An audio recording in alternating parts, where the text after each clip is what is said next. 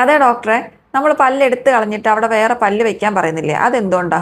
നമ്മുടെ ഫ്രണ്ടിലത്തെ ഒരു പല്ലാണ് നമ്മൾ എടുത്തു കളഞ്ഞ് കേട് വന്ന് എന്തെങ്കിലും എടുത്തു കളഞ്ഞിട്ടുണ്ടെങ്കിൽ നമ്മളത് പെട്ടെന്ന് റീപ്ലേസ് ചെയ്യും. കാരണം നമ്മുടെ ഭംഗിനെ ബാധിക്കുന്ന ഒരു കാര്യമാണ് അല്ലേ. അണപ്പല്ലൊക്കെയാണ് നമ്മൾ എടുത്തു കളഞ്ഞെങ്കിൽ പലരും അതിനെ റീപ്ലേസ് ചെയ്യാറില്ല.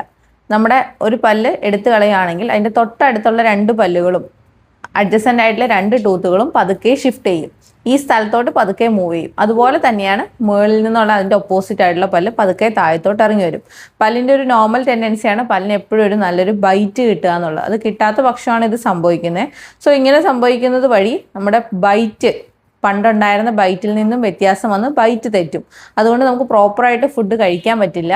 ഫുഡ് കഴിക്കുമ്പോൾ വേറൊരു പ്രശ്നം, പല്ലുകളുടെ ഇടയിൽ ഫുഡ് കയറി ഫുഡ് ലോഡ്ജ്മെൻറ്റിനുള്ള സാധ്യത കൂടുതലാണ്.